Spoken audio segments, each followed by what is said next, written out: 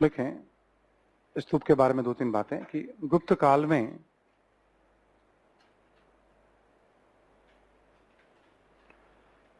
स्तूप निर्माण की परंपरा जारी रही।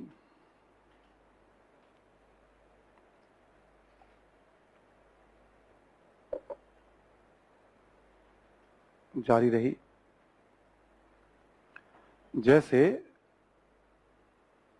सारनाथ का धामिक स्तूप,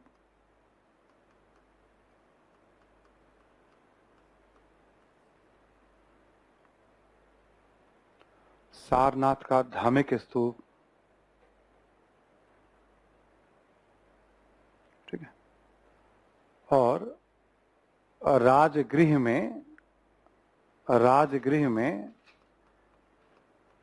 जरासंध की बैठक,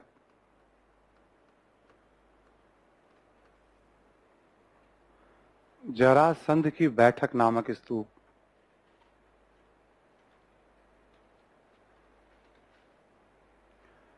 धामिक मतलब जहां बुद्ध ने पहला उपदेश दिया था, इससे वो नाम पड़ गया है।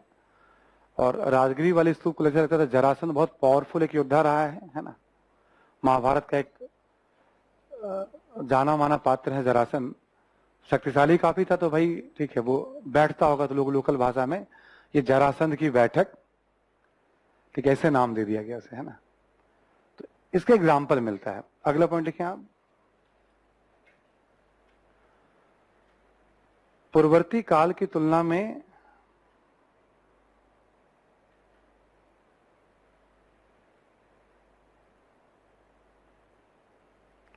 कम स्तूपों का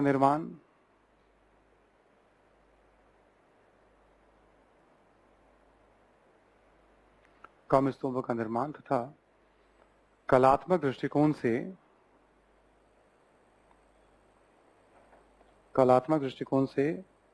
ह्रास के संकेत मिलते हैं।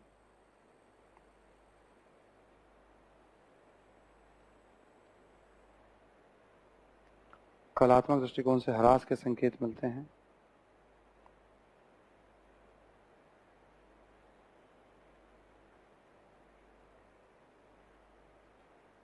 ठीक है, लेकिन जैसे अपेक्षाकृत कम ऊंचाई पर स्तूपों का निर्माण, अपेक्षाकृत कम ऊंचाई पर स्तूपों का, तुम सबसे नजदीक हो, तुम्हें सुनाई नहीं पड़ रहा है, पीछे से किसी ने बोला ही नहीं। सुनाई पड़ रहा है कि नहीं अनिल?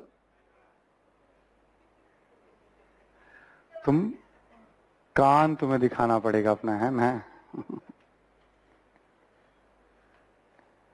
लिखो।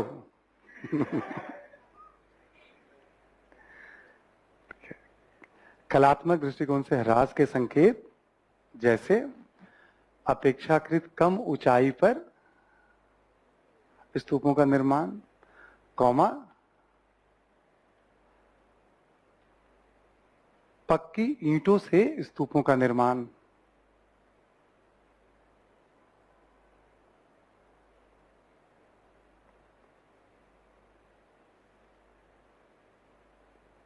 ठीक है, पत्थर का यूज जैसे नहीं हो रहा है ना, तो ईंटों का प्रयोग किया गया है। तो माना जाता है कि भाई गुप्त शासकों के समय निर्माण तो देखो लोग करते होंगे, है ना।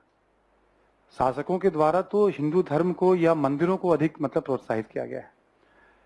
लेकिन जैसा हमने कहा ना, हर काल में सहिष्णुता, टकराव के एग्जाम्पल नहीं मिलेंगे आपको। लोग अपने अपने विश्वास को मानने की आजादी, संविधान में तो बाद में लिखा गया ना कि सबको अपने अपने विश्वास को मानने की आजादी है। जब अंग्रेजों का दौर आया कि तुम्हारा विश्वास है मेरा विश्वास, भारत में तो हमेशा से सब अपने अपने विश्वास को मानते हुए चले आ रहे हैं। विहार का एग्जाम्पल लिखो आप। विहार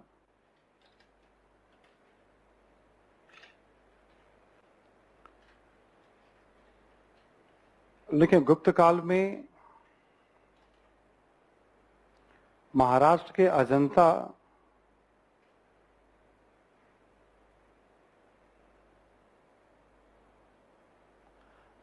अजंता एवं मध्य प्रदेश के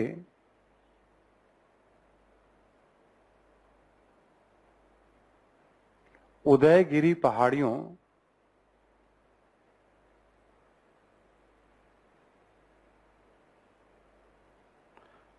पहाड़ियों में विहारों के निर्माण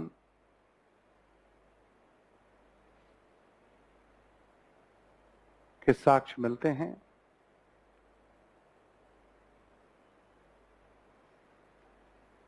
ठीक है, इसे में लिखो अजंता से बौद्ध विहारों का साक्ष्य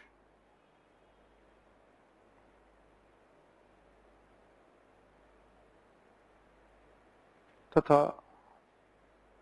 उदयगिरी से ब्राह्मण धर्म से संबंधित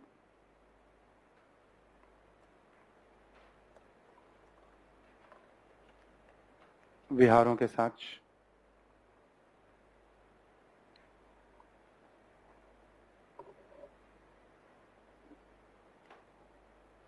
एक उड़ीसा में भी उदयगिरी पहाड़ी पढ़ते हैं हम लोग।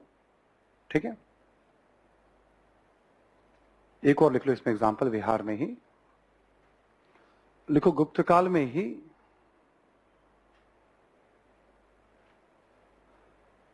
संरचनात्मक महाविहार का उदाहरण नालंदा से। गुप्त काल में ही संरचनात्मक महाविहार का उदाहरण नालंदा से मिलता है।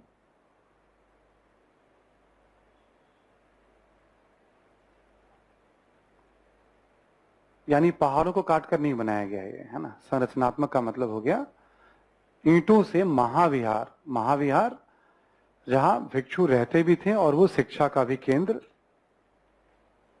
ठीक है, तो नालंदा महाविहार का निर्माण इसी काल में किया गया था। ठीक है,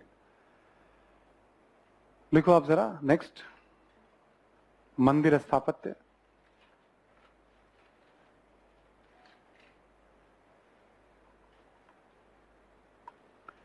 अब जैसे हम क्या देखते हैं कि मौर्योत्तर काल में बौद्धों का पूजा स्थल चैत्य बहुत पॉपुलर है। बौद्धों के पूजा स्थल के रूप में चैत्य बहुत है। आप देखोगे जैन धर्म से संबंधित भी विहारों के साक्ष्य बड़ी संख्या में मिलेंगे, बड़े बड़े विहार।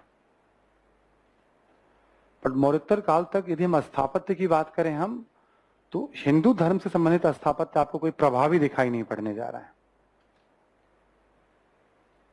ठीक है, हिंदू धर्म से संबंधित स्थापत्य कोई प्रभावी रूप में आपको नहीं दिखाई पड़ेगा। ठीक है, कुछ कुछ मंदिरों के साक्ष्य कहना बड़ा मुश्किल होता है कि पहला मंदिर कहां बना। कभी कोई कहता है गया में, कोई कहता है नागार्जुन कुंड में, कोई कहता है सांची में। इसके पक्के प्रमाण नहीं कह सकते हम कि पहला मंदिर किसको माना जाए। मिलते तो हैं साक्ष्य, मंदिरों के निर्माण के साक्ष्य मिलते हैं। ऐसा माना जाता है कि समय के साथ साथ आस्था के केंद्र के रूप में आप देखोगे वेदी बना करके, ठीक है, वेदी जहां यज्ञ वगैरह करते हो या कोई ऊंची जगह पे कोई मूर्ति वगैरह रख दी, उसको पूजा करने की परंपरा मौर्योत्तर काल में तो कई क्षेत्रों में दिखाई पड़ती है। थोड़े ऊंचे ऊंचे वेदिका के पूजा के भी साक्ष्य में मिलते हैं। जहां पूजा कर रहे हैं उसके चारों तरफ लकड़ी से या बांस वगैरह से सुरक्षा घेरा,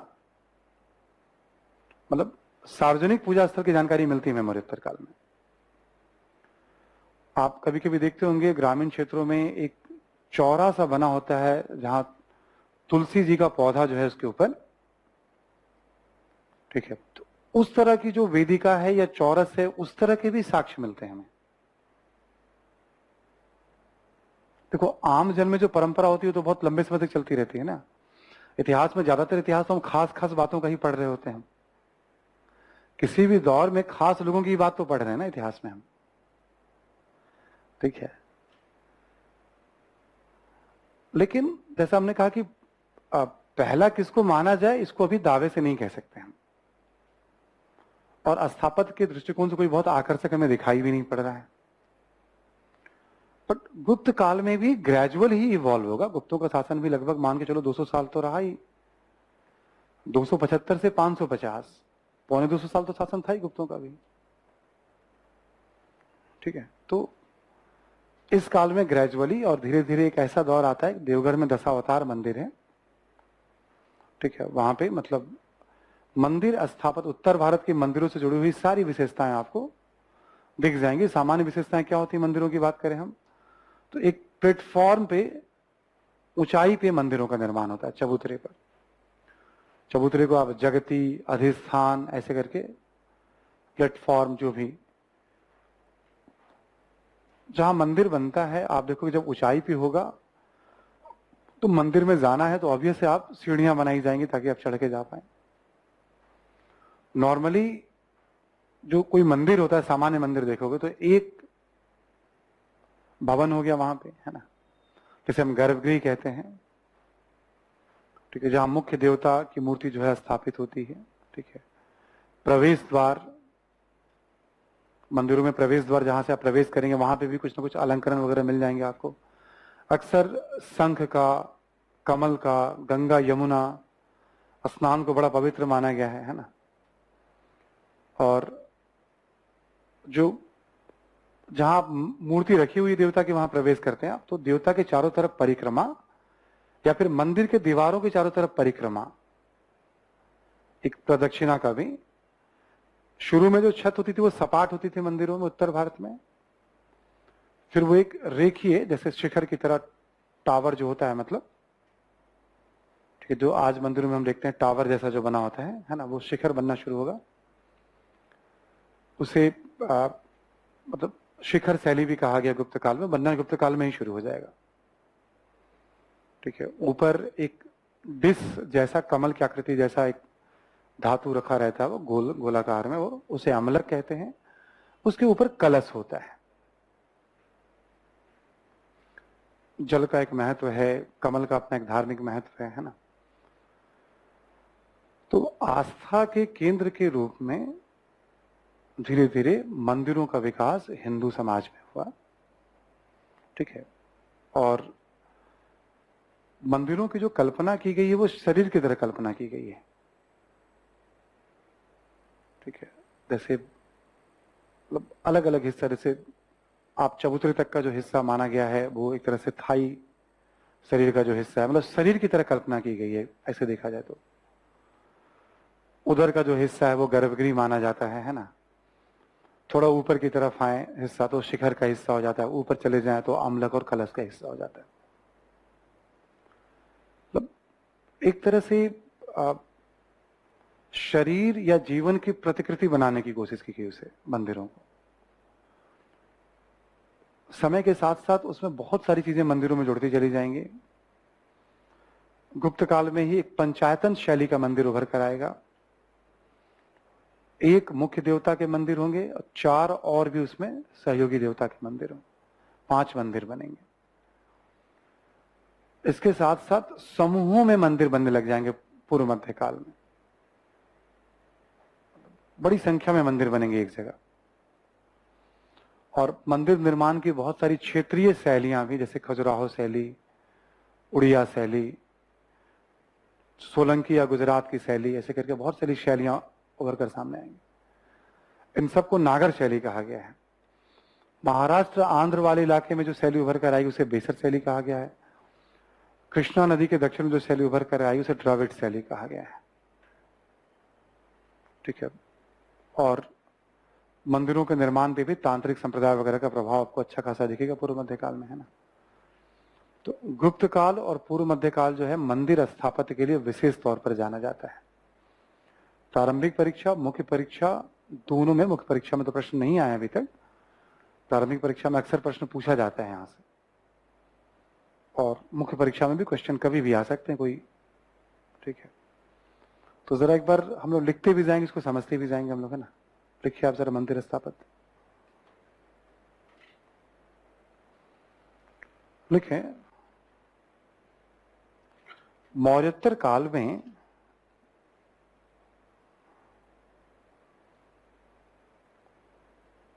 मंदिरों के भौतिक साक्ष्य तो मिलने लगते हैं,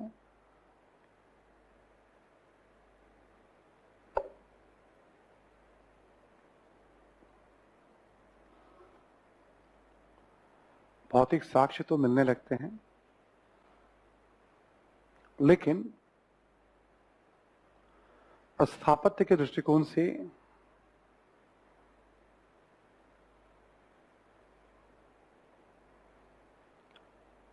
ये उतने आकर्षक नहीं है।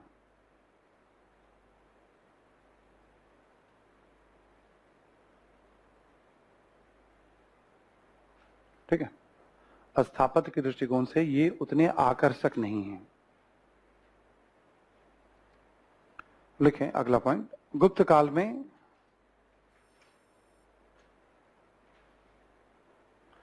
मंदिर स्थापत्य का क्रमशः विकास हुआ।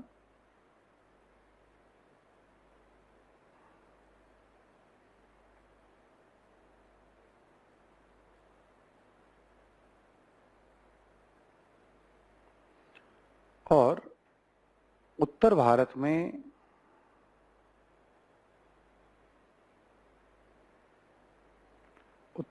में मंदिरों की संरचना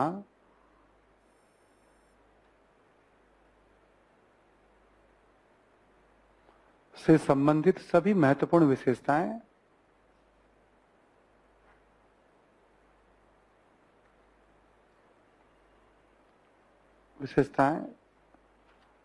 इस काल में उभर कर सामने आया।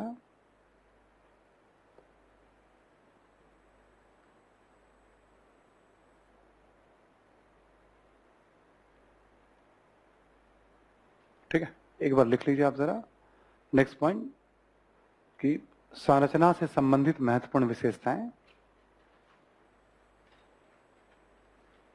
संरचना से संबंधित महत्वपूर्ण विशेषताएं पॉइंट्स में लिख लीजिएगा आप, या एरो देते हुए, है ना। जैसे जगती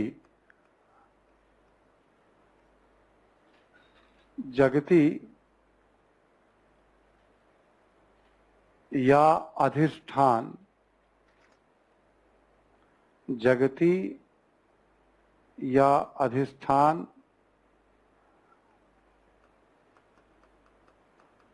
या चबूतरे पर मंदिर का निर्माण।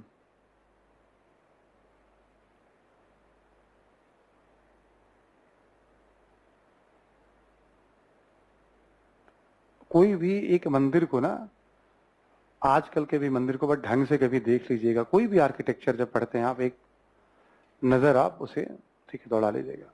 देखो सीढ़ियां,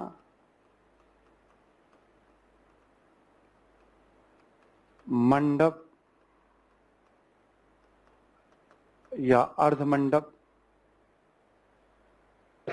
मंडप जहां लोग एकत्रित होते हैं, जमा होते हैं, या अर्ध मंडप।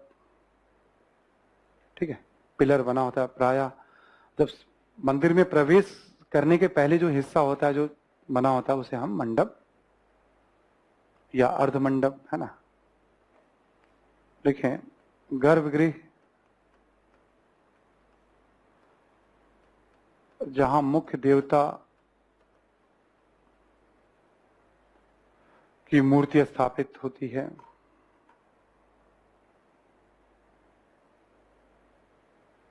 जहां मुख्य देवता की मूर्ति स्थापित होती है ना।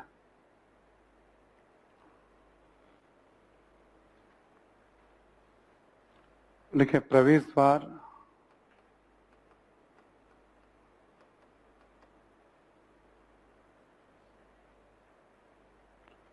देखिए आप कि प्रवेश द्वार पर गंगा यमुना की आकृति,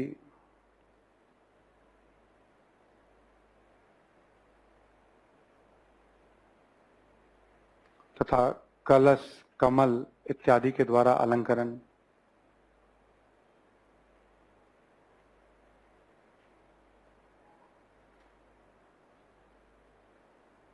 ठीक है, ठीक है, मंदिरों में जो प्रवेश द्वार होता है। अगला लिखें आप, प्रारंभ में छतें सपाट होती थी। प्रारंभ में छतें सपाट होती थी।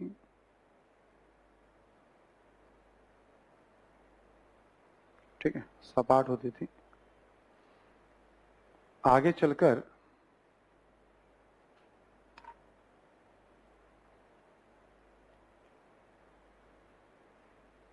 शिखर का निर्माण,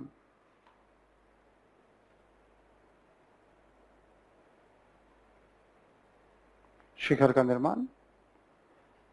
आगे लिखें आप, शिखर के शीर्ष पर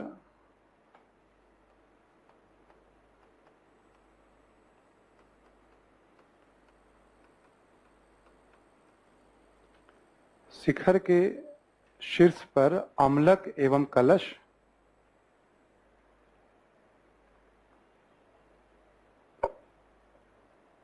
अम्लक जो है एक थाली के शेप का होगा, कमल की आकृति में बना हुआ होता है वो, ठीक है। और उसके ऊपर कलश आपको दिख जाएंगे। लिखें एक और पॉइंट, गुप्त काल में ही पंचायतन शैली में भी मंदिरों का निर्माण प्रारंभ,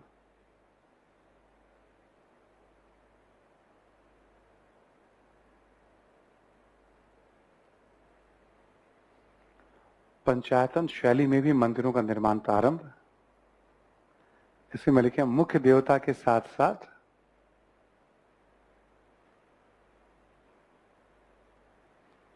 चार सहयोगी देवताओं के लिए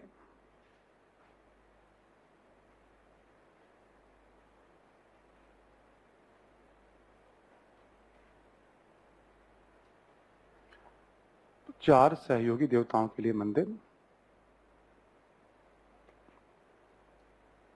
जैसे कोई मुख्य देवता, मान लो शिव मंदिर है, तो चार जो एक तरफ कार्तिकेय हैं या गणेश हैं, मतलब ऐसे करके, ठीक है, नंदी है, ऐसे करके वो चार मंदिर साथ में, पार्वती हैं, मतलब बॉस हो गए वो, महादेव वैसे भी हैं वो, है ना, ठीक है, और चार अलग अलग, तो 5 मंदिरों की कल्पना।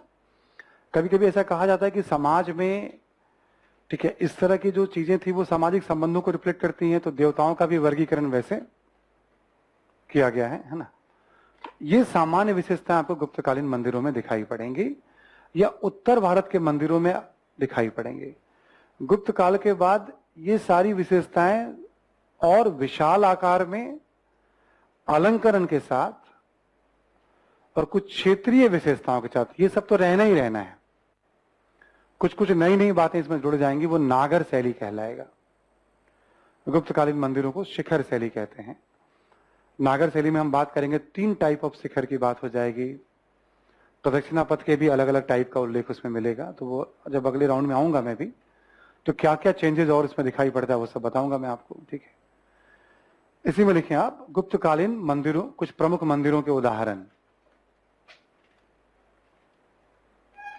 कुछ प्रमुख मंदिरों के उदाहरण।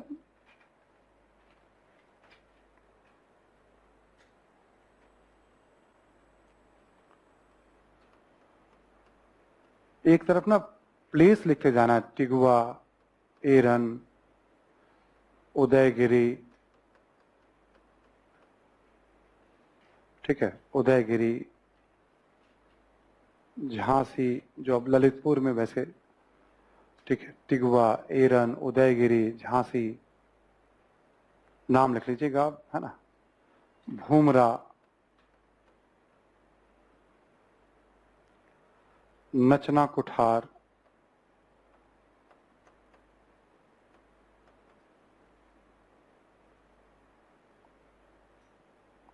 सिरपुर,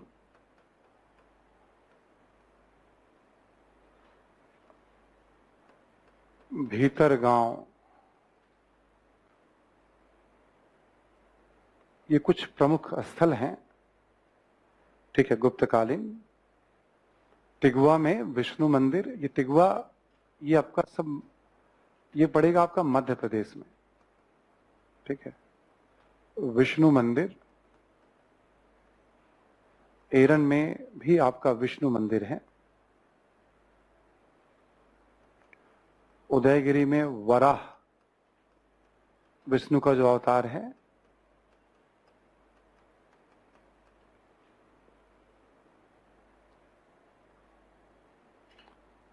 एक बार यूपीएससी में सवाल पूछा था कुछ क्रम मिलाने के लिए, उसमें वराह मंदिर कहाँ है, तो उदयगिरी लिखा हुआ था ऑप्शन में वहां, ठीक है।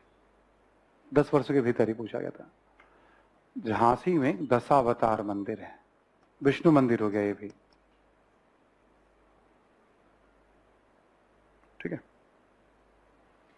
इसे सर्वश्रेष्ठ माना गया है गुप्तकालीन मंदिरों में, ठीक है। शिखर का साक्ष्य सबसे पहले यहीं मिलेगा आपको, पंचायतन शैली में भी है ये।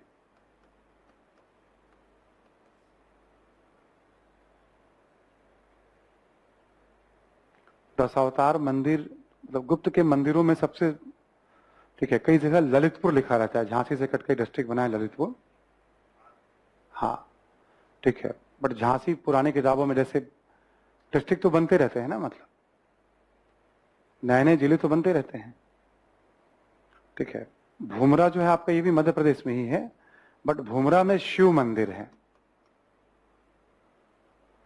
नचना कुठार में पार्वती मंदिर है, सिरपुर में लक्ष्मण मंदिर है, और भीतरगांव में भी शिव मंदिर है। भूमरा और नचना कुठार भी आपका मध्य प्रदेश में है, सिरपुर आपका छत्तीसगढ़ में आ गया है, मध्य प्रदेश कर सकते हैं। भीतरगांव आपका कानपुर यानी यूपी।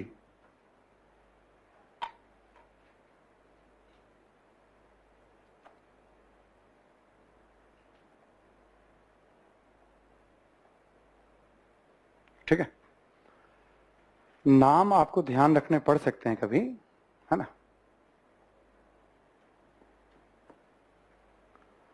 तो यही सारी विशेषताएं हम देखेंगे अगले काल में भी, जब क्या क्या चेंजेस इसमें आएगा। ये हो गया स्थापत्य में स्तूप, विहार और मंदिर। आप इसमें भी एक डायग्राम बना सकते हैं, मतलब जब आप बनाना चाहें मंदिरों में भी, जैसे आप एक आपने बता दिया कि भाई चबूतरे पे हाई उस पे जो है मंदिरों का निर्माण, ठीक है। शिखर, ऊपर एक अम्लक, ठीक है, ऊपर एक कलश, है ना। इस तरह करके आप बना सकते हैं। यहाँ प्रवेश द्वार, ठीक है। यहाँ पे जो है आप देखोगे मंडप, ठीक है। यहाँ पे ऑब्वियस सीढ़ियां बनी रहती हैं चढ़ने के लिए, है ना। मंडप हो गया, प्रवेश द्वार हो गया, शिखर इस तरह से जो रेखीय बना होता है ना। तो एक छोटा सा डायग्राम इसमें भी आप, ये हो गया आपका कलश, ये हो गया आपका अम्लक, ये है आपका शिखर, ये है आपका गर्भगृह, ये है आपका जगती, ये है आपका मंडप, ठीक है। तो आप एक मतलब डायग्राम खींचना है, जैसे जब भी मौका मिले आर्ट वगैरह में, जहां पॉसिबल है वहां एक डायग्राम से हम खींच लेंगे उसे हम, ठीक है। इधर कर दे इसको, कहां पे मंडप, ये सीढ़ियां यहां बनेंगी, सीढ़ियों से चढ़ेंगे, मंडप पे आएंगे, फिर प्रवेश द्वार होगा, है ना, ठीक है। एक मंदिर की कल्पना कर लेनी है आपको कि हाँ ऐसे है, ऐसे है। इवन अभी मध्यकाल में मस्जिद है, फिर गुरुद्वारा है, सब तो है ही। मतलब आपको बस एक बार साइट्स देख लेना है एक बार, ठीक है। देखो, आपसे आर्किटेक्ट बनने की तो उम्मीद है नहीं कि आपको मंदिर बनाना है, कितने कोण में बनाना है, क्या ध्यान रखना है, घंटा किस धातु का बनेगा। मतलब हंसने का मतलब ये नहीं कि मतलब उस व्यंग्यात्मक लहजे, मतलब कौन कौन से अष्टधातु होंगे, तांबा होगा, उसका साइंटिफिक इंपॉर्टेंस। जैसे घंटियां जो होती है मंदिरों में, है ना, मतलब उसका जो आवाज होता है उससे आसपास जो एक वाइब्रेशन उत्पन्न होता है, मतलब है साइंटिफिक, ये ध्यान रखिएगा। मतलब हम लोग समय के साथ रिचुअल्स ले लेते हैं उसे, और हर छोटी छोटी बातों की जानकारी हमें भी नहीं रहती है, बट जितनी भी हमें आइडिया है उसके में हमने देखा कि हर चीजों का एक मतलब जो भी बनाया जाता है उसके पीछे एक वास्तु है, एक सोच है। आखिर क्या होता है किसी भी पूजा स्थल पर जब हम जाते हैं तो एकदम से मूड पूरा चेंज हो जाता है, हम कितने भी परेशान हों, ठीक है। वास्तु का तो इम्पैक्ट होता ही होता है, वास्तु शास्त्र की पढ़ाई की जाती है, कुछ धातु वगैरह ऐसे बनाए जाते हैं, वहां पे आप देखोगे आप उसके इम्पैक्ट से भी मतलब, ठीक है।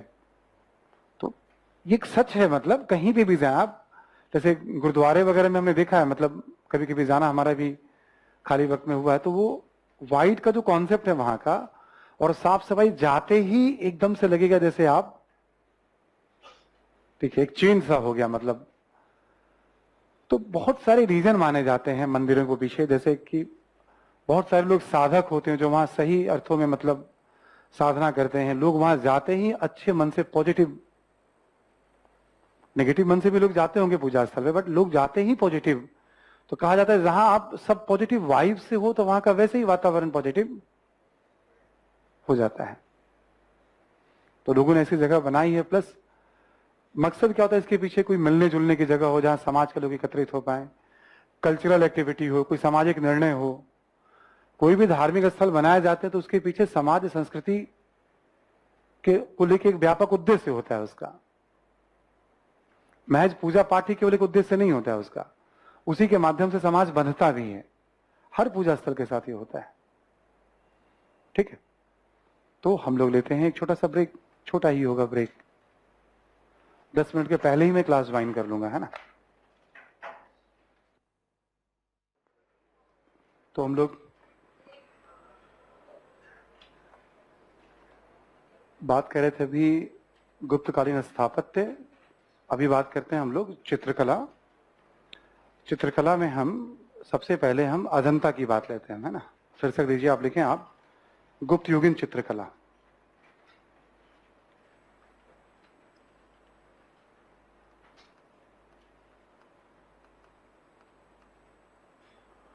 गुप्त युगीन चित्रकला,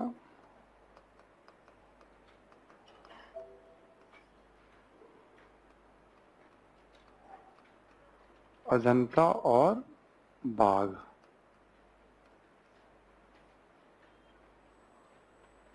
ठीक है, लिखें आप अजंता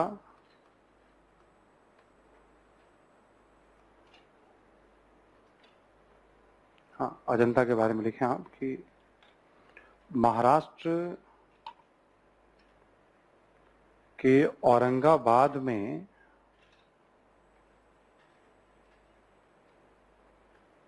स्थित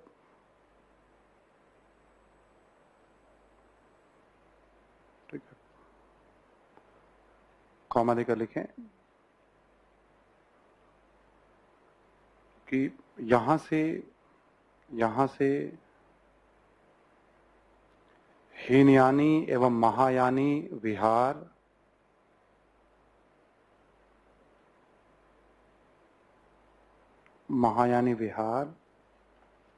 कॉमा चैत्य, हीनयानी एवं महायानी विहार चैत्य, कॉमा मूर्तिकला एवं चित्रकला के साक्ष्य मिलते हैं।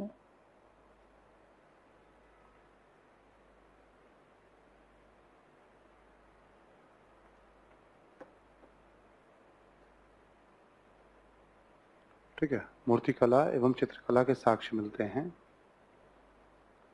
ठीक है, तो जहां महायानी होगा ना चैत्य, वहां पे मूर्तियां आ जाएंगी।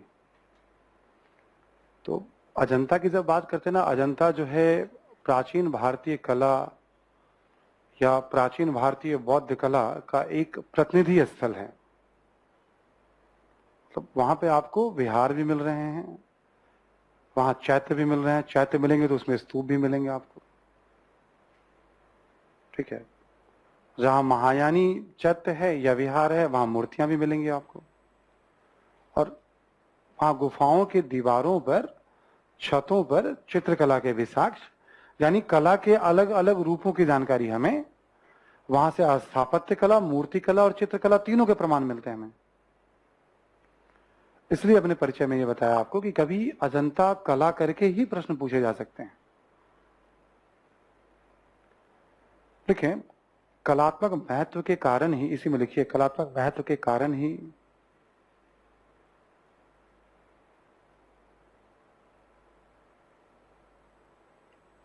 यूनेस्को ने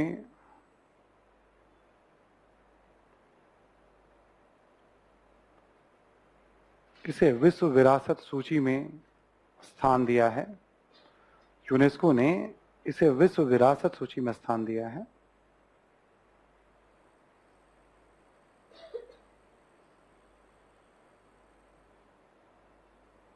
ठीक है, विश्व विरासत सूची में स्थान दिया है। अब इसी में हम लेते हैं, फिर अब चित्रकला की बात करते हैं।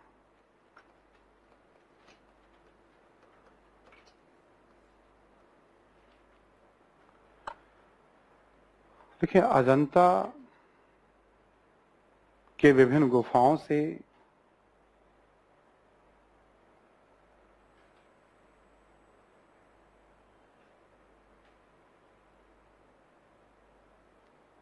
अजंता के विभिन्न गुफाओं से चित्रों के जो साक्ष्य मिलते हैं,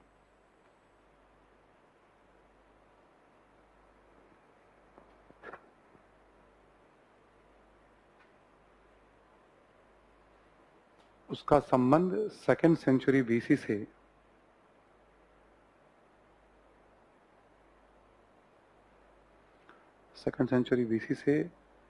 सेवेंथ सेंचुरी एडी तक का माना जाता है। सेवेंथ सेंचुरी एडी या 7वीं सदी ईस्वी तक का माना जाता है। वहां अलग अलग गुफाएं हैं, 29-30 गुफाएं हैं अजंता की पहाड़ियों में। गुफा संख्या वगैरह कभी याद मत करिए, गुफा संख्या इसमें इतना है, वो रहेगा नहीं, आप मिस कर जाएंगे उसे। और फिर वो एक तरह से ऑर्डर आर्कियोलॉजिस्ट के द्वारा बनाया जाता है। कहीं भी खुदाई होती है तो आर्कियोलॉजिस्ट वगैरह उसका नामकरण करते हैं, इस एरिया से ये मिला, इस एरिया से ये मिला, है ना, ऐसे करके किताबों में भी प्राय उल्लेख मिलता है। तो हम, ठीक है, तो वो बहुत काम की चीज नहीं है आपकी, मतलब, है ना, है ही नहीं काम की चीज, बहुत वाली बात नहीं। अब जो चित्र हमें मिलते हैं सेकेंड सेंचुरी बीसी या कहीं कहीं फर्स्ट सेंचुरी बीसी भी लिखा हुआ है, करीब 800-900 वर्षों के काल में अलग अलग राजवंशों का शासन रहा है महाराष्ट्र में। ये जो काल है शुरू में सातवाहनों का है, फिर वाकटकों का है, फिर गुप्तों का भी नियंत्रण रहा, फिर वहां वातापी के चालुक्यों का नियंत्रण रहा। तो महाराष्ट्र पे अलग अलग राजवंशों का शासन रहा उस दौर में। उस काल से संबंधित पहाड़ियां हैं एकांत में स्थित, अलग थलग, भिक्षु वगैरह वहां रहते होंगे, है ना, और व्यापारियों ने ही उसको संरक्षण दिया होगा, क्योंकि किसी राजा के द्वारा बनवाए जाने का उल्लेख तो नहीं मिलता है बहुत, लेकिन राजा की जानकारी में जरूर रहा होगा। कई राज परिवार की तस्वीर वगैरह भी मिलते हैं वहां पर। ठीक है, अगला पॉइंट लिखें, नेक्स्ट पॉइंट लिखें, प्रारंभिक चित्रों का संबंध सातवाहन काल से माना जाता है।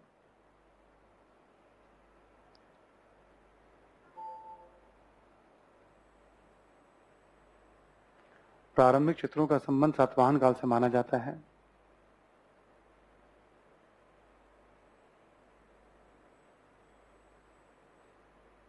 इन चित्रों में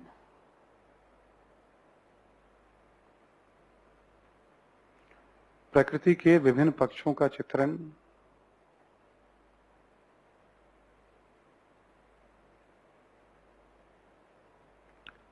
प्रकृति के विभिन्न पक्षों का चित्रण, ठीक है,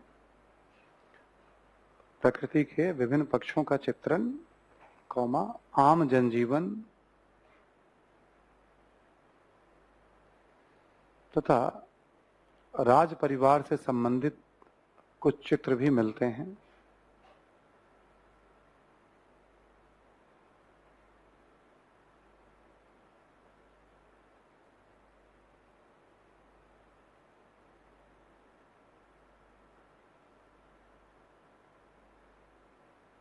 ठीक है, प्रारंभिक चित्रों में। आगे लिखें, लिखें, अजंता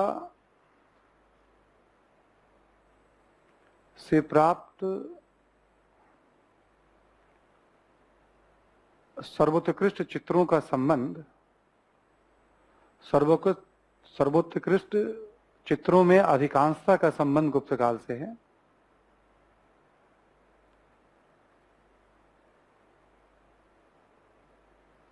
अधिकांशता का संबंध गुप्त काल से है। और इनके विषय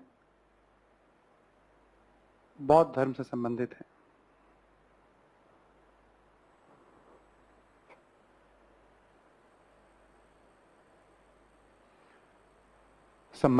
कुछ प्रमुख चित्र लिख लें आप।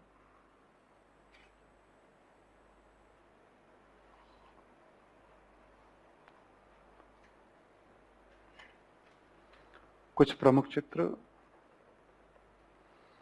पॉइंट में लिखेंगे आप। पहला लिखें आप कि बुद्ध का महाभिनिष्क्रमण। बुद्ध का महाभिनिष्क्रमण जो गृह त्याग है, मतलब उसका चित्र है ना। आगे लिखें आप मरणासन अवस्था में राजकुमारी।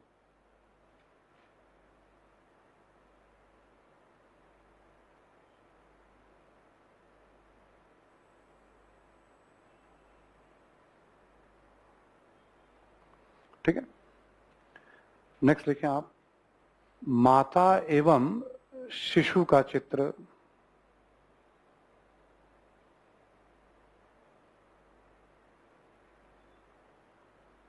नेक्स्ट मार विजय।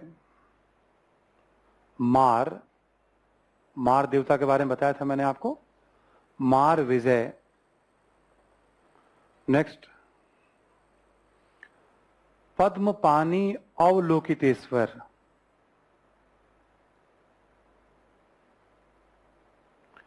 पद्मपानी अवलोकितेश्वर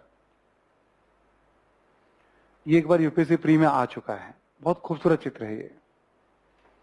आपको याद होगा ना, अवलोकितेश्वर या पद्मपानी एक प्रमुख बोधिसत्व हैं जिनका गुण दया है। महायान बौद्ध धर्म में बताया था मैंने आपको। ठीक है। नेक्स्ट लिखें आप राहुल के द्वारा बौद्ध धर्म ग्रहण करना। राहुल के द्वारा बौद्ध धर्म ग्रहण करना।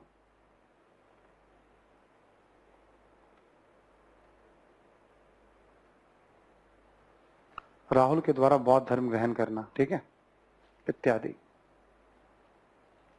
ये कुछ फेमस चित्र हैं। पद्मपानी अवलोकितेश्वर बहुत फेमस है। एक बार पीटी में कुछ क्वेश्चन आया था, मैच वगैरह करना था, उसमें ये इसका जिक्र था। आगे लिखें आप जरा। देखिए इन चित्रों में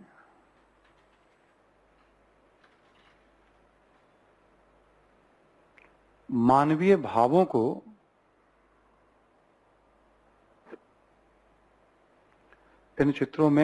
भावों को अत्यंत ही जीवंत या सजीव तरीके से प्रस्तुत किया गया है।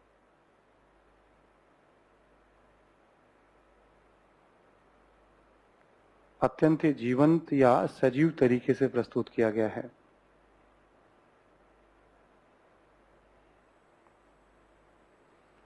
जैसे मरणासन राजकुमारी में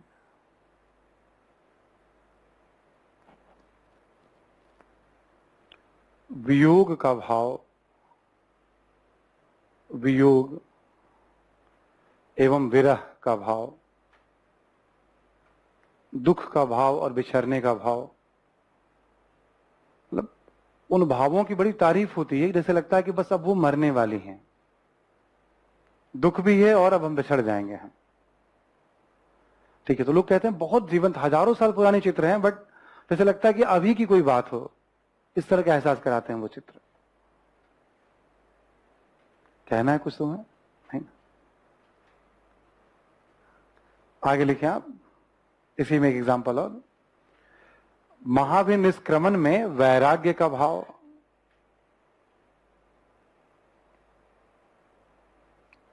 महाभिनिष्क्रमण में वैराग्य का भाव, सब कुछ छोड़ चले हैं इस महफिल से, है ना। तो उनमें बुद्ध में सब कुछ त्यागने का जो भाव है चेहरे पे, मतलब एक उस तरह के भाव उभर कर सामने आ रहे हैं। आगे लिखें आप माता एवं शिशु में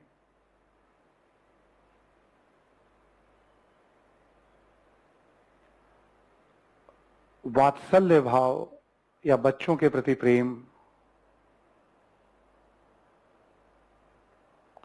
बहुत खूबसूरत चित्र है ये। माँ जो बच्चों को प्यार करती है, जो चेहरे पे लाड और प्यार होता है, भाव होता है, उस भाव को बहुत खूबसूरती से, तो एक तो रंगों के कारण कि अब तक ये चित्र नष्ट क्यों नहीं हुए, दूसरा इन भावों के कारण। अजंता जो न केवल भारतीय बल्कि दुनिया के इतिहास में एक अलग पहचान। अगला पॉइंट लिखें। देखिए, इन भावों एवं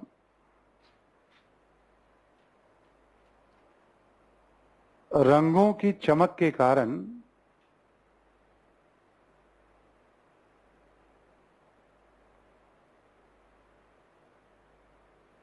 न केवल भारतीय बल्कि विश्व इतिहास में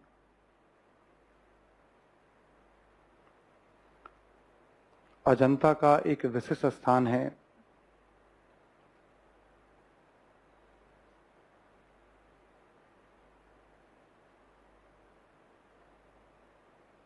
विशिष्ट स्थान है।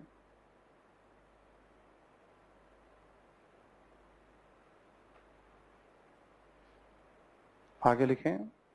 प्राकृतिक रंगों का प्रयोग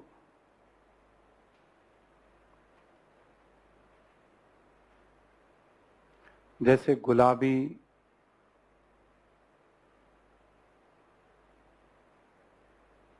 हरा, काला, पीला इत्यादि, जैसे गुलाबी, हरा, काला, पीला इत्यादि। ठीक है, नेक्स्ट लिखें आप कि एक चित्र में चालुक्य शासक पुलकेशी द्वितीय को, चालुक्य शासक पुलकेशी द्वितीय को फारस के राजदूत का स्वागत करते हुए दिखाया गया है।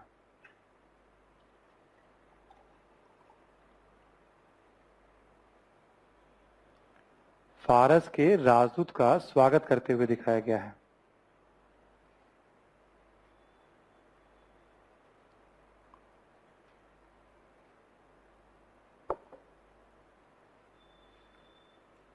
ठीक है, फारस के राजदूत का स्वागत करते हुए दिखाया गया है। लिखें। चित्रों के निर्माण में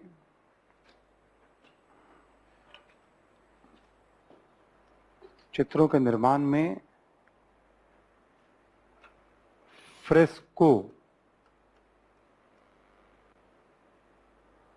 ठीक है, ब्रैकेट में लिखिएगा आप, गीले प्लास्टर पर फ्रेस्को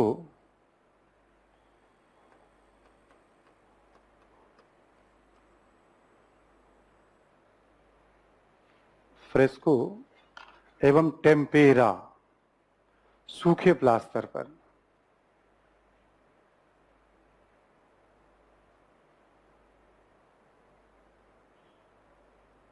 ठीक है, सूखे प्लास्टर पर चित्रों के निर्माण में फ्रेस्को एवं टेम्पेरा दोनों ही विधि का प्रयोग किया गया है।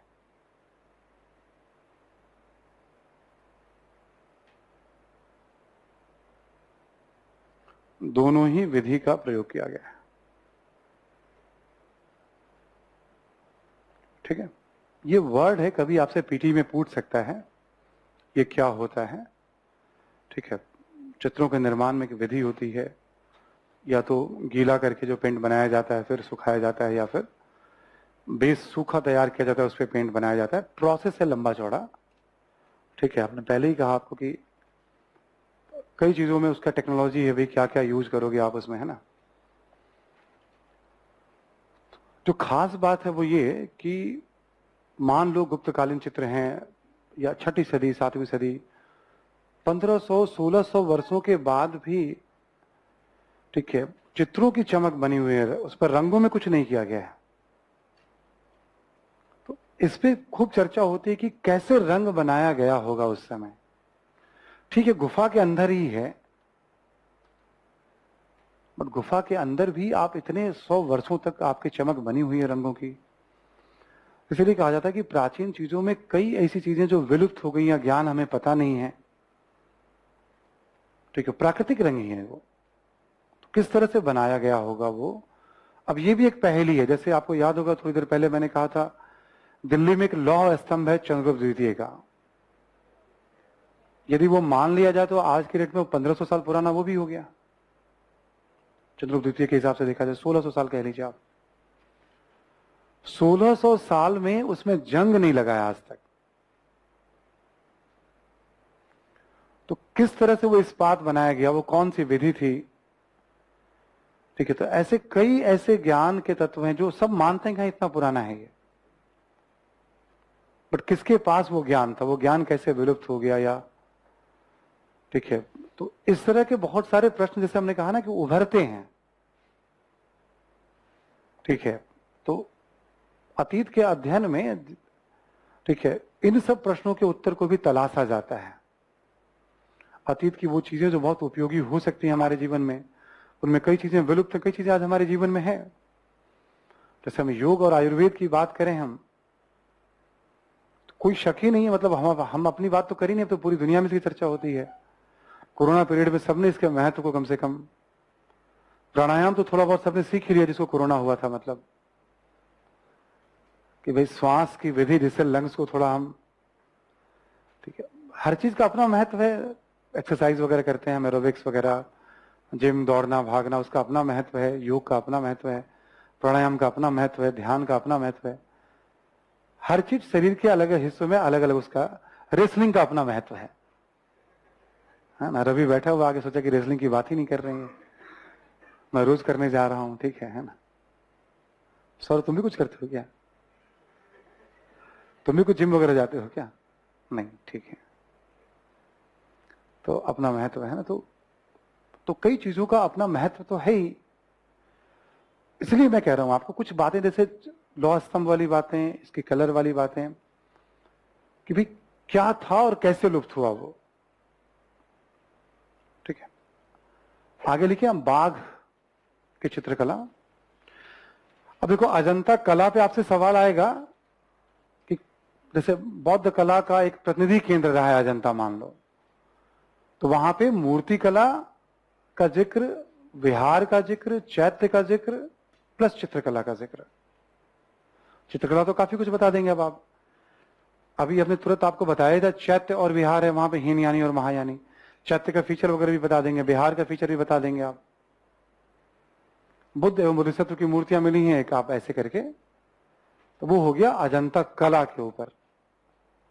कुछ ऐसे केंद्र है जहां ऐसे प्रश्न भी हो सकते हैं, इसलिए हमने को इसको काल में लिया था कि एक ही साथ अजंता कराएंगे आपको। चित्रकला भी पूछे, अजंता पेंटिंग, अलग अलग कालों की पेंटिंग है ना, सातवाहन काल, गुप्त काल, चालुक्य काल। तो मौर्योत्तर काल में जब सातवाहन युगीन संस्कृति आप लिखोगे तो वहां भी अजंता का जिक्र आप, ये एग्जाम्पल दे देना वहां पे भी आप। आ रही है बात समझ में सभी को, क्या सवाल है आपका।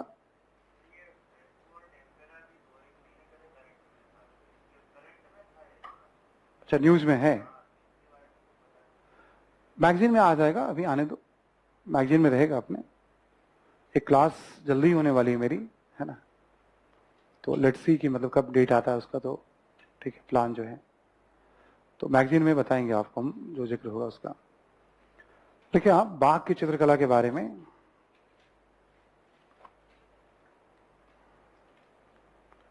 ठीक है, कि गुप्त काल में ही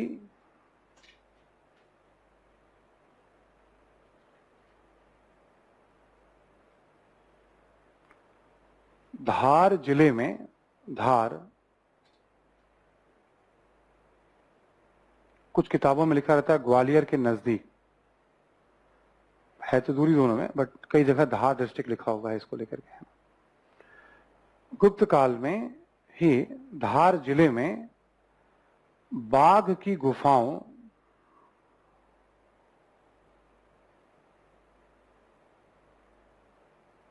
से चित्रों के साक्ष्य मिलते हैं।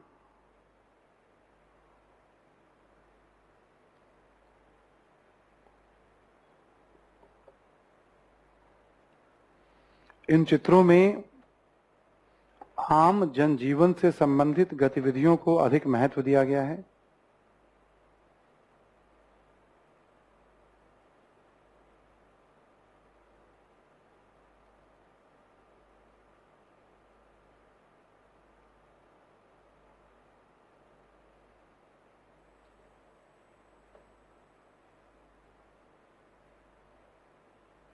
ठीक है, जैसे लिख लें आप, जैसे जुलूस का चित्र,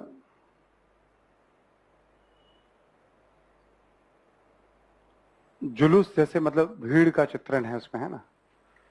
लिखें आप, समूह में नृत्य का चित्र, समूह में नृत्य का चित्र, हाथियों के दल का चित्रण,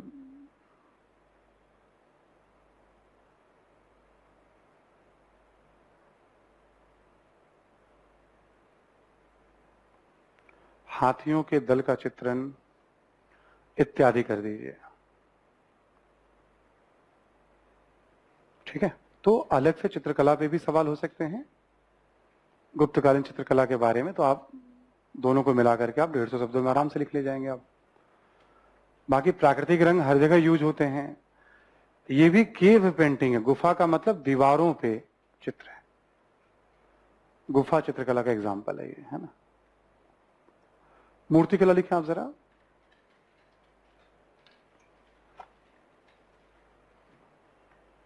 मूर्तिकला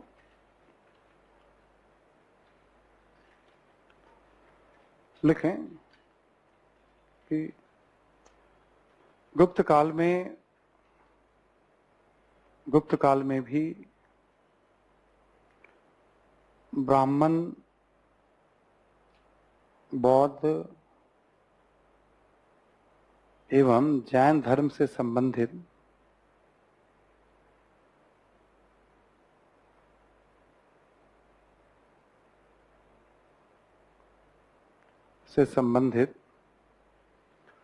मूर्तियों का निर्माण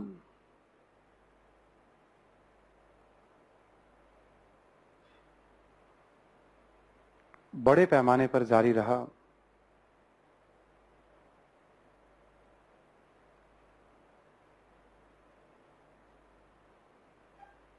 ठीक है, इस दौर में भी इन धर्मों की मूर्तियों का निर्माण, लिखें पूर्ववर्ती काल की तरह, नेक्स्ट पॉइंट लिखें पूर्ववर्ती काल की तरह, पूर्ववर्ती काल की तरह मथुरा, वाराणसी, सारनाथ, कौशाम्बी, अहिक्षेत्र,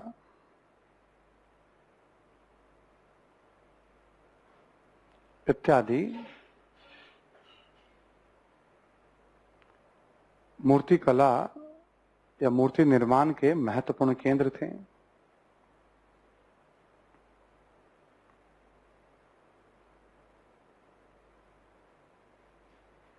महत्वपूर्ण केंद्र थे। नेक्स्ट लिखें आप, ब्राह्मण धर्म से संबंधित मूर्तियों में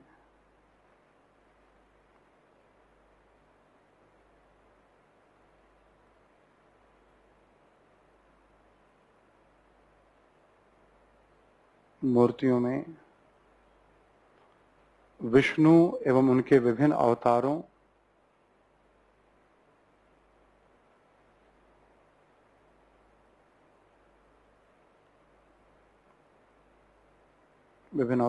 कौमा शिव,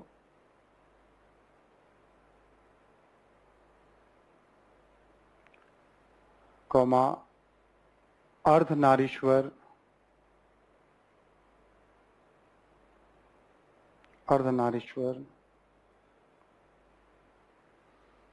कौमा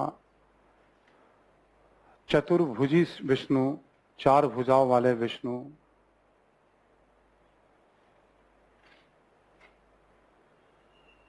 कौमा एक मुखी शिवलिंग,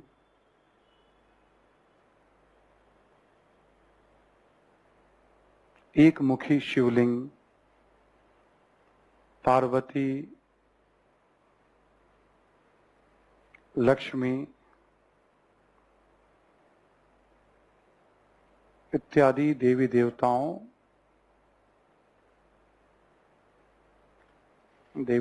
की मूर्तियां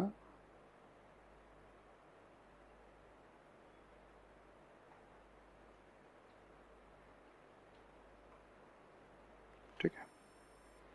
अब जैसे मान लो शिव हैं तो अलग अलग है। शिव का अक्सर जैसे जटाएं शिव की होंगी, मतलब है ना, सर्प होगा, चंद्रमा होगी, माला शिव धारण करते हैं, है ना। सामान्यतः जो एक शिव की मूर्ति या शिव का कैलेंडर वगैरह हम देखते हैं जिन विशेषताओं के साथ, उनका एक नंदी बैल भी हो सकता है उसमें। विष्णु है तो अलग अलग तरीके से, कभी शेषनाग, मतलब उस पर आराम कर रहे हैं विष्णु, मुकुट पहने हुए, ठीक है, एक आराम की मुद्रा में, एक पैर मुड़ा हुआ, एक पैर नीचे की तरफ, तो ऐसी मूर्तियां भी बनेगी, है ना। या अलग अलग, जैसे मान लो वराह की मूर्ति है ना, तो जो उनके अवतारों की भी मूर्तियां बन रही हैं इस समय। तो बहुत विजिबल है इस समय। और भी मूर्तियां हैं, मतलब गणेश, कार्तिकेय, सूर्य की मूर्ति है, मतलब ऐसा नहीं कि केवल, बट ये दो मेन संप्रदाय हैं और वैष्णव का ज्यादा महत्व रहा है इस समय। तो ये मूर्तियां बन रही हैं। कोई भी मूर्ति, जैसे क्या आपको ध्यान रखना है, कभी भी या तो कैलेंडर वगैरह में कभी, ठीक है, या कभी आप गए मंदिर में, निश्चित रूप से आप में से बहुत सारे लोग जाते ही होंगे मंदिर वगैरह में, तो वहां जो मूर्तियां है ना उस पर एक बार नजर, जैसे देवी की कोई मूर्ति है, एक बार देख लिया ध्यान से, उस समय श्रद्धा से ज्यादा एग्जाम के मकसद से एक बार, बाकी तो श्रद्धा है ही, ठीक है। मैं तो भाई एक बार हर जगह जाइए, एक बार एग्जाम के मकसद से ध्यान दीजिएगा, ताकि एक तस्वीर सी बन जाए कि कभी लिखना हो और थोड़ा पता तो, जो हजारों साल की हमारी धरोहर है कोई चीज, ठीक है, इन सब की एक व्याख्या होती है, मतलब है, तो पता तो हो कम से कम किन किन प्रतीकों के साथ ये मूर्तियां बनती हैं। तो कल्चर में बहुत सारी चीजें ऑब्जर्वेशन का पार्ट है आज भी, ये शुरू से मैं कहता आ रहा हूं। आप उसे ऑब्जर्व कर सकते हैं, देख सकते हैं। क्लास में सिस्टम बन जाता है, देखो ऐसे ऐसे पढ़ना होता है, फिर उसको बहुत सी चीजों को तुम देख ही सकते हैं ना आज भी हम। समझ में आ रही है बात सभी को ना। तो दोनों का संतुलन है ही है, मतलब। तो हमेशा से अप्रोच में देखिएगा क्या क्या चीजों को हम देख सकते हैं, जहां तक संभव हो जा करके प्रेजेंट के साथ, या फिर हम गूगल के द्वारा भी देख सकते हैं उसको हम, ठीक है। कल्चर में ये अप्रोच बहुत कारगर रहता है, ठीक है। एक दो नजर ध्यान में रखना, उससे देखी हुई चीजें लंबे समय तक याद रह जाती हैं ना। तो एक बार आप सब लोग ध्यान रखिएगा कि एग्जाम के मकसद से, मतलब ईश्वर तो, ईश्वर को तो सब समझ में रहता है कि भाई ये बालक जो है क्यों हमें देख रहा है आज, ठीक है ना। ये बालक जो है आज कुछ हम पे लिखना चाहता है ना, कभी एग्जाम में आ जाए तो, है ना। बालिकाओं को भी कह रहा हूं मैं। तो अब जैसे शिवलिंग ही की मूर्ति, उसमें एक मुख बना हुआ है, अर्धनारीश्वर है उसमें आधा, तो शिव यानी पुरुष और पार्वती का बना हुआ है ना। हरिहर की भी मूर्तियां मिलती हैं, हरि और हर बहुत कम मिलेगी आपको। हरि विष्णु हो गए और हर जो है शिव है, ठीक है। तो मूर्तियां मिल रही हैं उसमें, शैव वैष्णव की ही बहुतायत में मूर्तियां मिल रही हैं। आगे लिखें आप।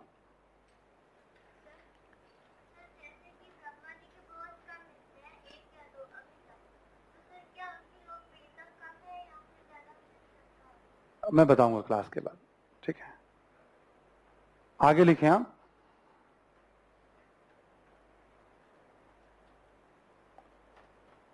नेक्स्ट पॉइंट लिखें आप कि जैन तीर्थंकरों से संबंधित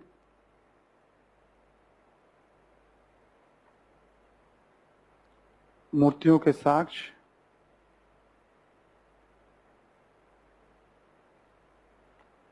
पूर्ववर्ती विशेषताओं से युक्त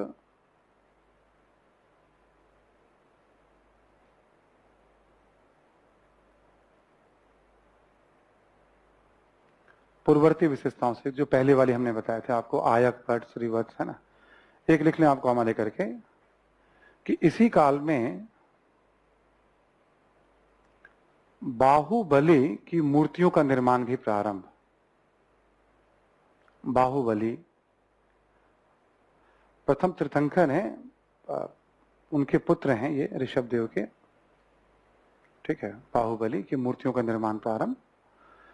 इनकी जहां भी मूर्तियां मिलेंगी थोड़ी विशालकाय मूर्ति मिलेंगी, बड़ी मूर्ति मिलेंगी। पूर्व मध्यकाल में कर्नाटक में श्रावण बेलागोला में एक बहुत ही विशालकाय मूर्ति है इनकी, वहां पे बड़ी श्रद्धा है। और 12 वर्ष पे, ठीक है ना, मतलब वहां पे एक महामस्तकाभिषेक आयोजन होता है।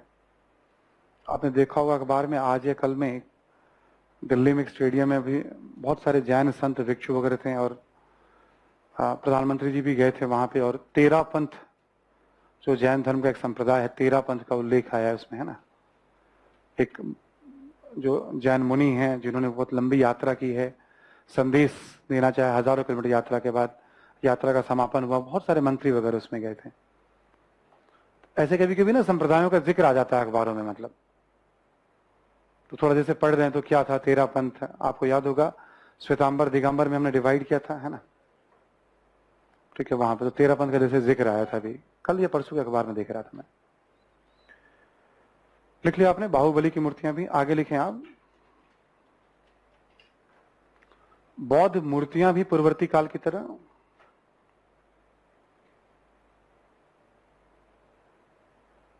इनमें कुछ प्रमुख मूर्तियां हैं।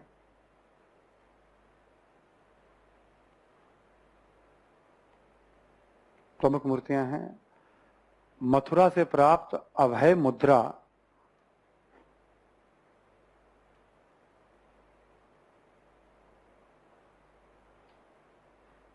मथुरा से प्राप्त अभय मुद्रा,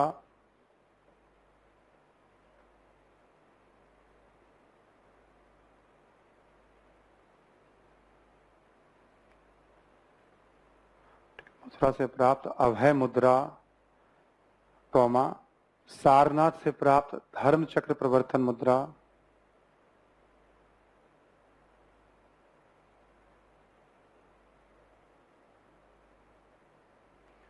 तथा सारनाथ से प्राप्त धर्म चक्र प्रवर्तन मुद्रा, तथा भागलपुर, बिहार में पड़ता है ये, भागलपुर से प्राप्त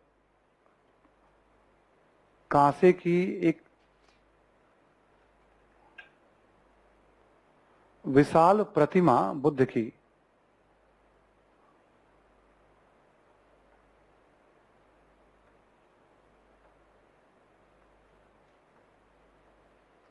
ठीक है। ये कुछ एग्जाम्पल है। अब भागलपुर से जो कांसे की एक विशाल मूर्ति मिली है, मेनली पत्थर की मूर्तियां अधिक मिल रही, बट धातु की मूर्तियों के भी प्रमाण, जैसे कांसे की मूर्ति बताया मैंने आपको, बहुत फेमस मूर्ति है ये। आगे लिखें, इस काल की मूर्तियों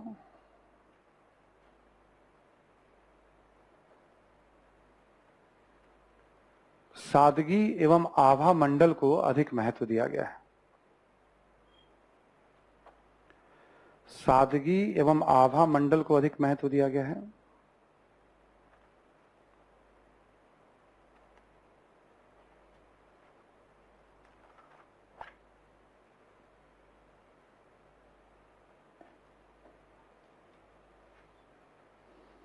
ठीक है, तो मूर्तियों से संबंधित कुछ जानकारी हो गई आपकी। लिखें आप धर्म,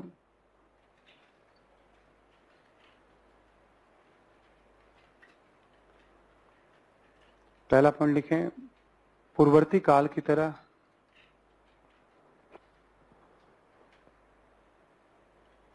पूर्ववर्ती काल की तरह यह काल भी धार्मिक सहिष्णुता का काल,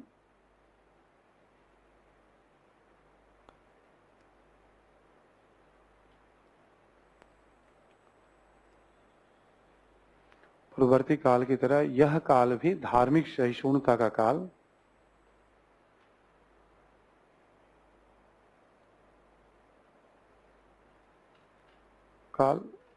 लिखें बौद्ध जैन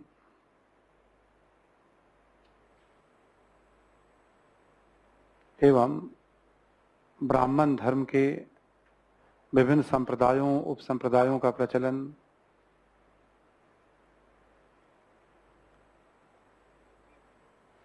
विभिन्न संप्रदायों उपसंप्रदायों का प्रचलन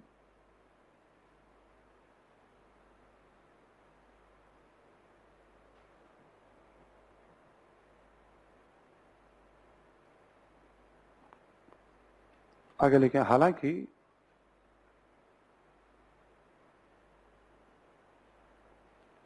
राजकीय संरक्षण एवं कई अन्य कारणों से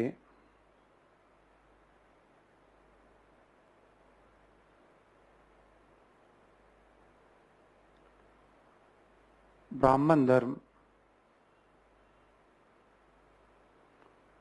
की लोकप्रियता के साक्ष्य मिलते हैं।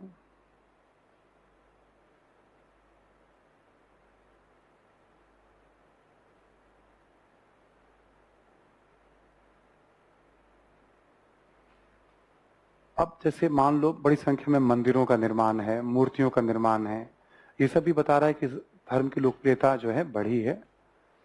ठीक है, ब्राह्मण धर्म कहो या आप हिंदू धर्म कहो, हिंदू धर्म भी कह सकते हो आप उसे, किताबों में लिखा हुआ है, हालांकि उसके पीछे भी एक मकसद ही होता है लेखक का। ठीक है, वो आइडिया रहता है कि हाँ मार्क्सवादी दृष्टिकोण है तो बहुत रैशनल, बट कुछ चीजों को वो बैठाना चाहते हैं मतलब लोग जहन में, है ना। तो कोई नहीं, उससे वैदिक धर्म कहो, ब्राह्मण कहो, हिंदू कहो, सनातन कहो, है ना, मतलब लोकप्रियता का काल है। आगे लिखो आप, लिखो ब्राह्मण धर्म में भी वैष्णव संप्रदाय अधिक लोकप्रिय।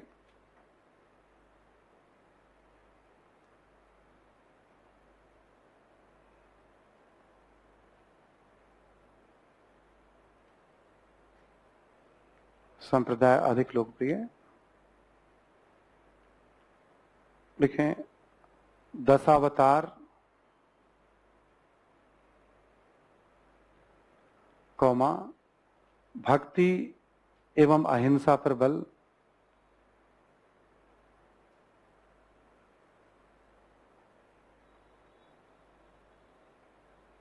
अहिंसा पर बल तथा वैष्णव संप्रदाय से संबंधित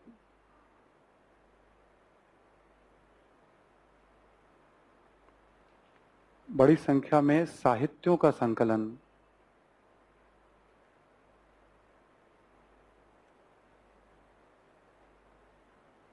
जैसे भागवत गीता,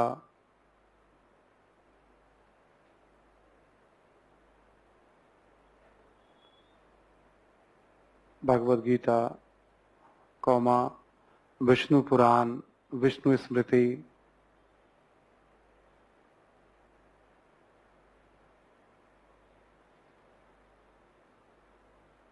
इत्यादि।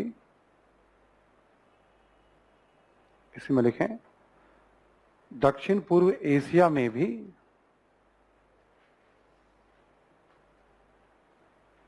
वैष्णव संप्रदाय का प्रसार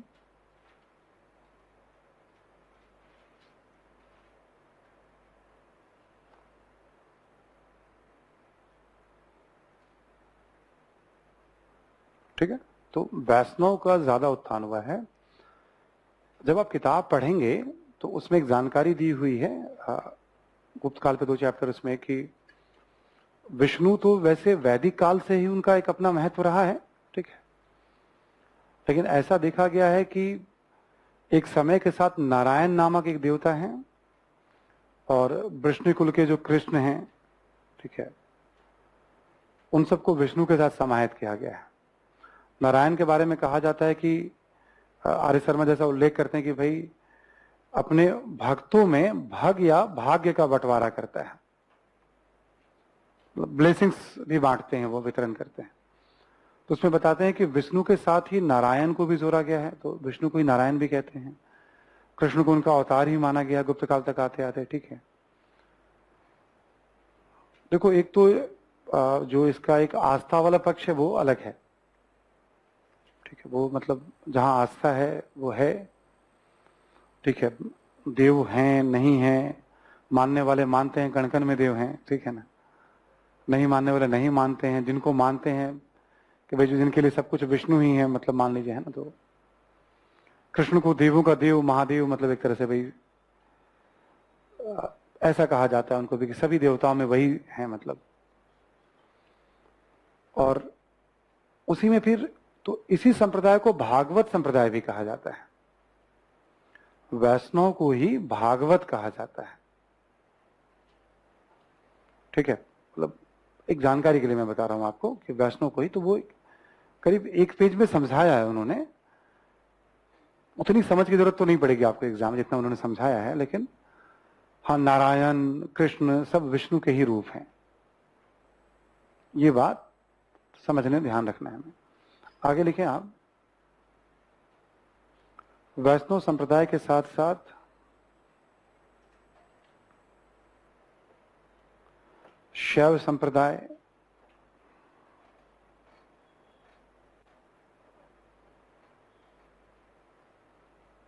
कौमा शाक्त संप्रदाय, शाक्त देवियों की पूजा, शक्ति की पूजा, शाक्त संप्रदाय का भी इस काल में महत्व बढ़ा।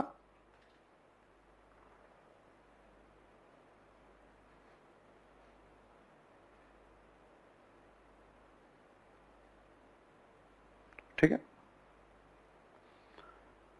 इसी में लिखें, इस काल में त्रिमूर्ति की अवधारणा भी लोकप्रिय हुई।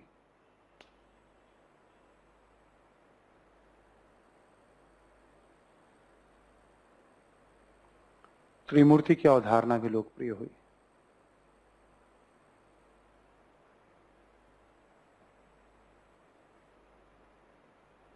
ठीक है, आगे लिख लें आप एक और पॉइंट, मंदिरों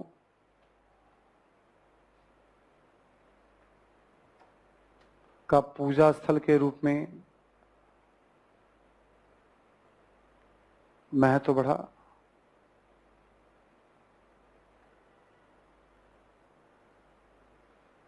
महत्व बढ़ा तथा मूर्ति पूजा भी लोकप्रिय।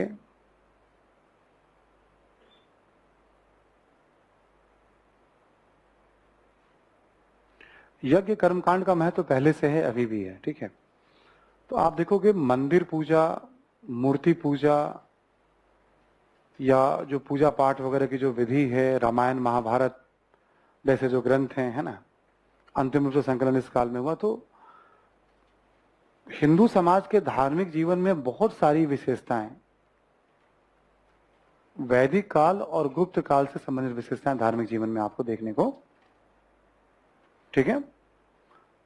इसलिए हमने कहा था कि वैदिक काल के बाद गुप्त काल में बहुत ऐसी विशेषताएं जो आज भी हिंदू धार्मिक जीवन में आपको दिखाई पड़ेंगी,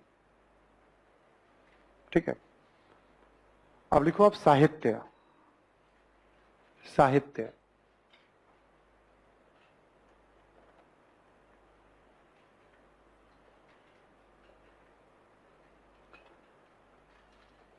मतलब ये जो दौर है साहित्यिक रचनाओं के लिए भी जाना जाता है। देखिए एक बार ना मैंडेटरी है कि एक बार आप किताब जरूर पढ़िएगा गुप्त काल में, 2 चैप्टर है, दूसरा चैप्टर तो जरूर पढ़िएगा। इसमें धर्म, कला, साहित्य का उल्लेख, साहित्य वाला खंड खास करके, ठीक है। जैसे 10-12 पेज का चैप्टर होता है तो उसमें एक आधा पेज पे साहित्य भी रहता है, वो एक बार पढ़ना है आपको। साहित्य, धर्म और कला, 12 पेज में 2-3 पेज ये रहता है, बाकी 9 पेज को पढ़ते हुए निकल जाया करो। बट ये जब आया करे तो वहां रुक करके जरा एक बार, ठीक है, थोड़ा ठीक से उसको पढ़ लिया करो, एटलीस्ट साहित्य वाले खंड के तो हमेशा। इस दौर में क्या देखते हैं हम, रामायण, महाभारत और पुराणों का अंतिम रूप से संकलन। ये माना जाता है कि मौखिक रूप से समाज में प्रचलित था। सोचो जो मौखिक परंपरा कितनी मजबूत रही है अपने यहाँ। अपने यहाँ आज भी अध्ययन अध्यापन में कहा जाता है सुबह उठकर चीजों को पहले याद कर लिया करो।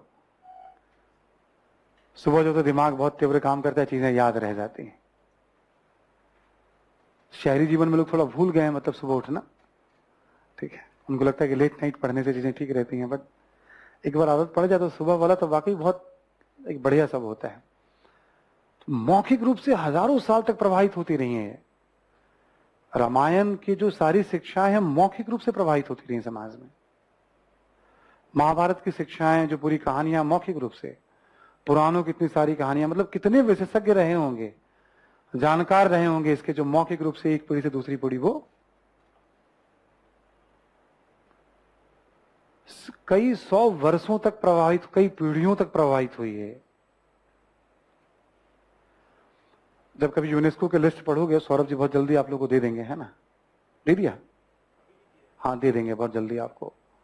उसमें मूर्त और अमूर्त विरासत, एक हैंडआउट्स, मैंने कहा था ना यूनेस्को का लिस्ट आप लोग सब डाउनलोड कर लीजिएगा। कितने लोगों ने किया था? देखे तो सर, देना क्यों जरूरी है ना? मतलब हम लोग आपस में बात करते रहते हैं ना, सुझाव देने के बाद भी भरोसा नहीं रहता है ना। रिजल्ट हो जाएगा तो फिर उसके बाद ठीक है ना, आप बोलेंगे हमने तो फीस तो दिया था हमने कोचिंग में। अरे भाई, फीस पे जितनी पढ़ाई होती है उतनी बता दी गई है आपको, ठीक है ना?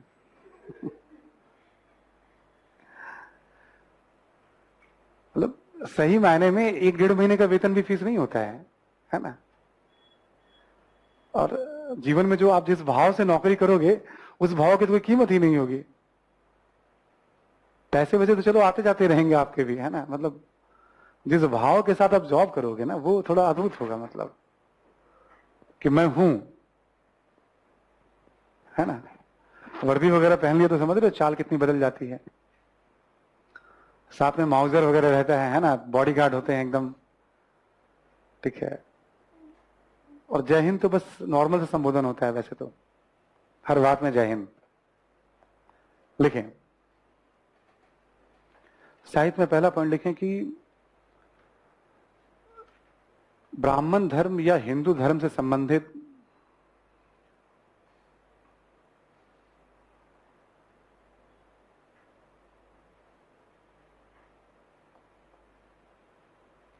ब्राह्मण धर्म या हिंदू धर्म से संबंधित रामायण, महाभारत एवं पुराणों का अंतिम रूप से संकलन गुप्त काल में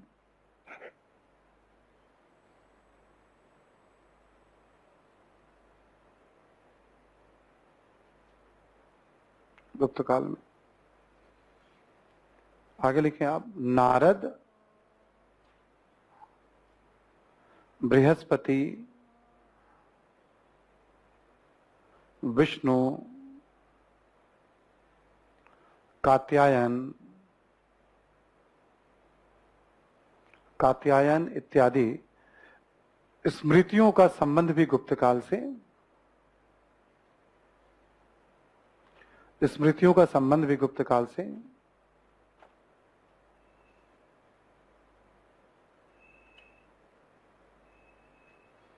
तो एक तो धार्मिक साहित्य के दृष्टिकोण से बहुत विपुल साहित्य की रचना हुई है इस काल में।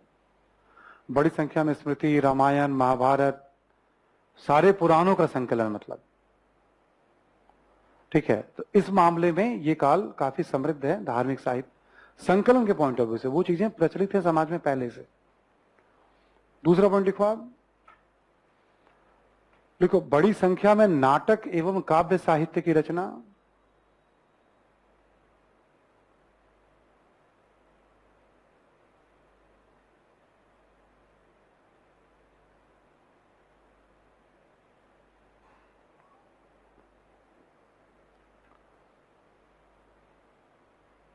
कॉमा देके लिखो, इस काल के प्रमुख नाटककार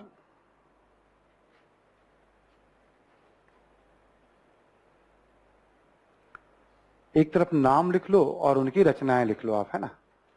सबसे पहले लिखो भास,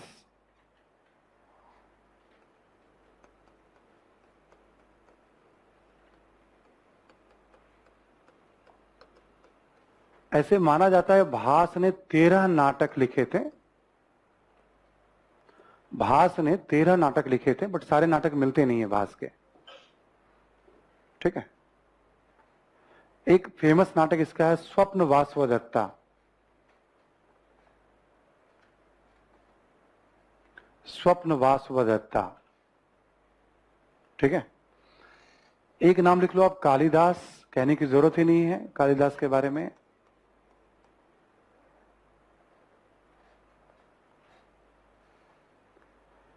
इनके कुछ नाटक का नाम लिख लो, अभिज्ञान शकुंतलम,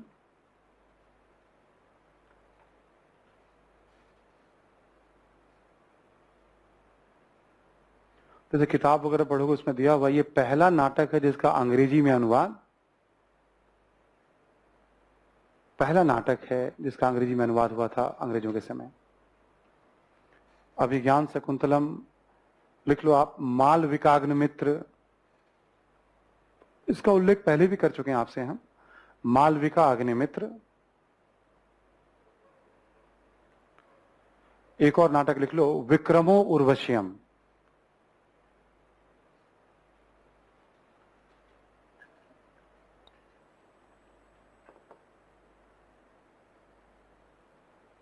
विक्रमो उर्वश्यम।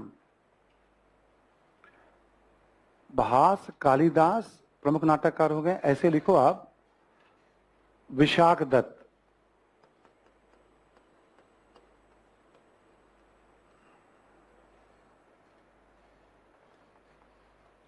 विशाख दत्त में लिख लो आप, एक तो जानते ही हो मुद्रा राक्षस,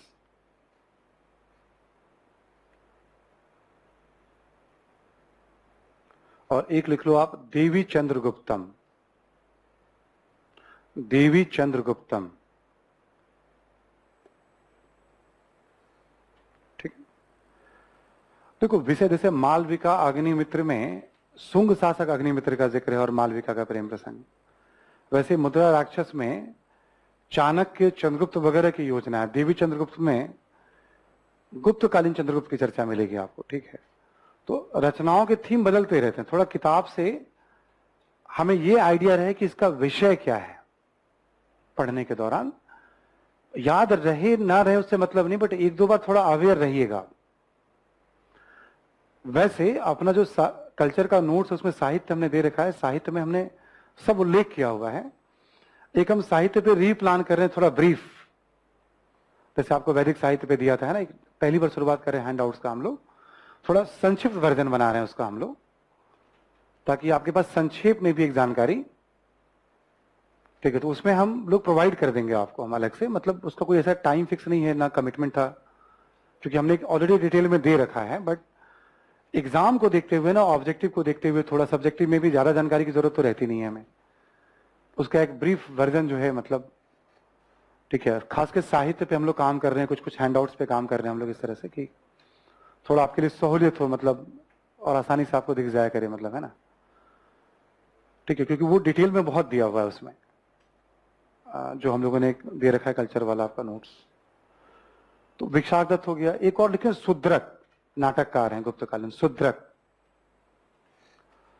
सुद्रक की रचना है मृच्छ कटिकम।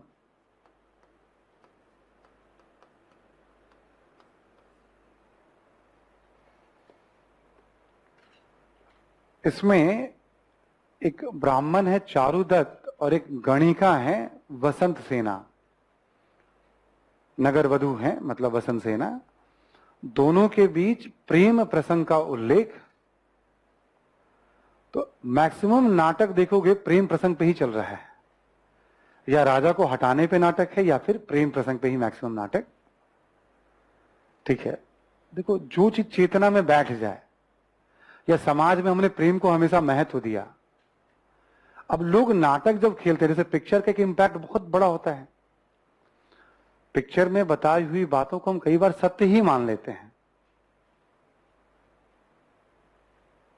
इससे ज्यादा मैं कुछ कह नहीं रहा हूं। ठीक है ना। पिक्चर में बताई हुई बातों को, है ना, अभी आपने देखा होगा एक डायरेक्टर है बहुत चर्चा में आए हैं, कश्मीर फाइल पिक्चर बनाई है ना। तो पीछे एक वाकया था अपनी कोचिंग का, उसको लेकर के भी मतलब थोड़ी बहुत चर्चा में आए थे वो, ठीक है ना, मुझे ध्यान है। एक भोपाली शब्द को लेकर विवाद में घिर गए हैं अभी वो, ठीक है, आपने थोड़ा बहुत यदि पढ़ा हो, है ना। जब उनकी खूब आलोचना हुई अभी, तो चूंकि भाई कभी कभी किसी का कद बहुत बड़ा होता है तो आलोचना, और बस आलोचना को ही दबा दिया जाता है, भाई इसका कद बहुत बड़ा हो रहा है, ठीक है ना, मतलब आलोचना कैसे। आलोचना में जवाब देते हुए कह रहे थे वो, मतलब मुझे याद है अभी, मध्य प्रदेश में काफी आलोचना हुई उनकी, मतलब, है ना। जवाब देते हुए कह रहे थे कि कुछ भी आलोचना करने के पहले तथ्यों को जांच लेना चाहिए। मैं एक पत्रकार हूं, और कुछ समय पहले मैंने किसी ने, अपने ही टीम के लोगों ने कुछ ट्वीट पढ़ाया था मुझे उसका, तो मुझे मूर्ख जैसा ही लगा मुझे वो डायरेक्टर जो है, मतलब, ठीक है ना, कहने में कोई आपत्ति नहीं है, कहीं से कोई बात आई उसने ट्वीट कर दिया, मतलब। तब मुझे समझ में आया कि गधों की कमी नहीं है इस देश में, ठीक है ना। पिक्चर बनाने से मतलब कोई बेबाक एकदम कहने में मुझे कोई, तुम ये अपेक्षा करते हो कि तुम्हारी आलोचना हो तो पहले को तथ्यों की जांच ली जाए, तो तुम्हें यह भी ध्यान रखना चाहिए जब तुम किसी की आलोचना करते हो तो पहले तुम भी तथ्यों को जांच लो, ठीक है, पहले तुम भी तथ्यों को जांच लो, ठीक है। तो भरे पड़े हैं ऐसे मूर्ख, ठीक है, कमी नहीं है उनकी, मतलब अपने लिए अलग शर्त, दूसरे के लिए अलग शर्त, ठीक है, भरे पड़े ऐसे मूर्खों की कमी नहीं है। तो पिक्चर में बताई हुई बातें वैसे रंगमंच और थिएटर में बताई हुई बातें, उसका एक इंपैक्ट होता है, ठीक है। तो मृच्छकटिकम जो है इसका उल्लेख है यहां पे, नोट करके लिखें आप, जरा नोट करके।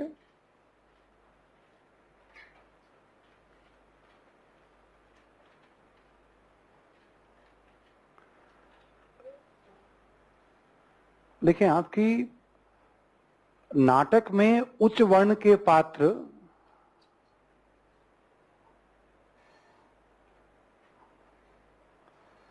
नाटक में उच्च वर्ण के पात्र संस्कृत बोलते थे,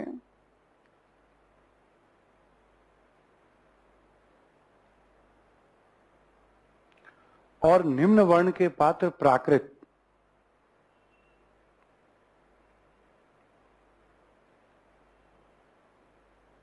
ठीक है, निम्न वर्ण के पात्र प्राकृत, ठीक है। तो एक भेदभाव दिखाई पड़ेगा आपको। संस्कृत जैसे इस काल तक आते हैं तो उच्च वर्ण की भाषा हो गई थी, प्राकृत मतलब उसमें भी एक भेदभाव, ये भाषा हम क्यों बोलेंगे हम। भेदभाव कितने गहरे स्तर पे था हमारे समाज में, उसका भी रिफ्लेक्शन करते हैं ये नाटक साहित्य। आगे लिखें आप कुछ काव्य के बारे में, काव्य साहित्य।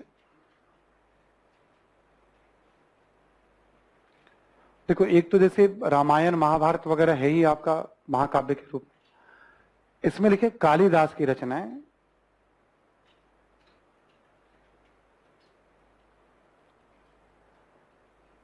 लिखें आप ऋतु संहार,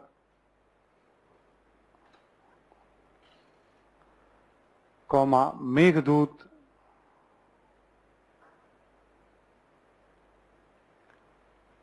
कुमार संभवम,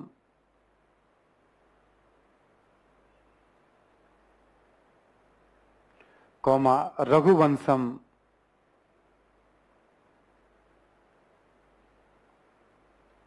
ठीक है। और आपको याद होगा हमने एक अमरकोश का तो उल्लेख कर दिया था, पहली संस्कृत व्याकरण अमर सिंह के साथ, वो इस दौर की रचना है वो भी। वैज्ञानिक साहित्य में लिख लें आप जरा नाम एक आधा, वैज्ञानिक साहित्य में लिखे आर्यभट्ट की रचना है आर्यभट्टीय,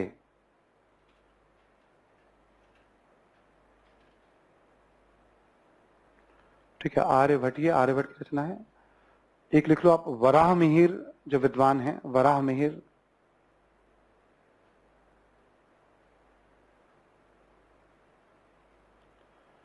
वराह मिहिर की रचना लिख लें आप जरा यहां पे, बृहद जातक,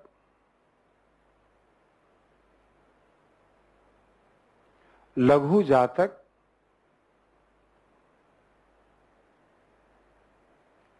कौमा पंच सिद्धांतिका,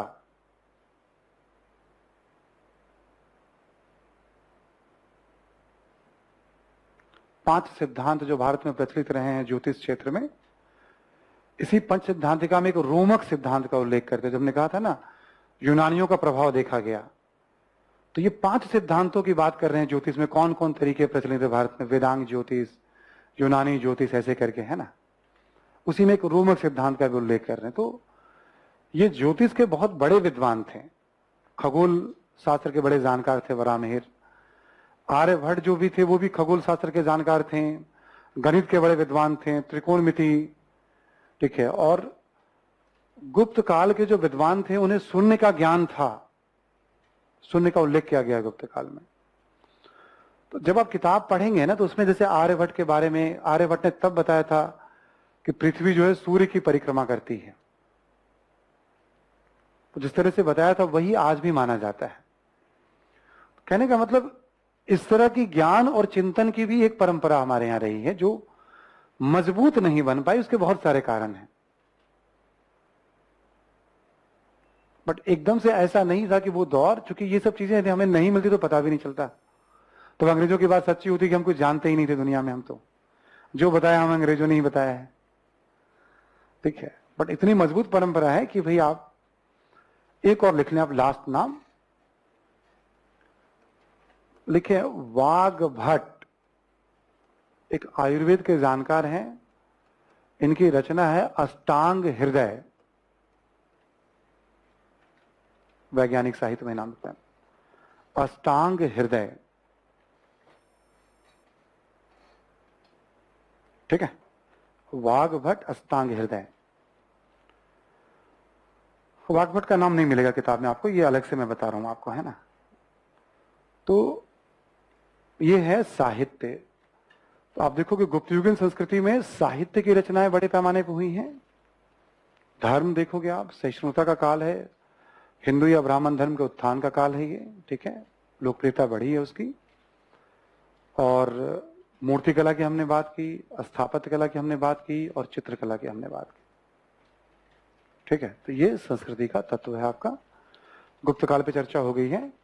कल वाली क्लास में हम लोग गुप्त काल के बाद जो गुप्तोत्तर काल है उसमें पढ़ना तो है हमें एक तरह से 3, हर्षवर्धन के बारे में, पल्लव के बारे में और चालुक्य के बारे में, बट थोड़ा अलग तरीके से मैं इसको फ्रेम करूंगा। कल बताऊंगा मैं आपको थोड़ा गुप्तोत्तर काल, और फिर कल हम लोग पूर्व मध्य काल पे आ जाएंगे, ठीक है। कल ही मैं फ्रेम बताऊंगा कि 1200 तक का इतिहास में कैसे लेके आपको पढ़ाऊंगा, समझाऊंगा, ठीक है।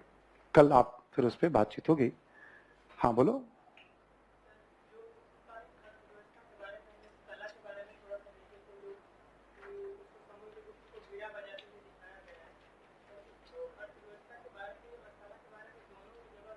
हाँ आएगा। अर्थव्यवस्था में जो शिल्प होता है आर्थिक गतिविधियों से जुड़ा हुआ होता है, और शिल्प अपने आप में कला है। तो हमने शुरू के कई क्लास में बताया था, जब भी आप कला लिखें तो उसमें शिल्प को भी बता दिया करें हम, ठीक है। तो अर्थव्यवस्था में जब आप बताएं तो उसको आर्थिक दृष्टिकोण से बताएं, उसको जब कला में ले आए तो कलात्मक दृष्टिकोण से बताएं आप। बस ये अंतर रखना है उसमें, ठीक है। Thank you.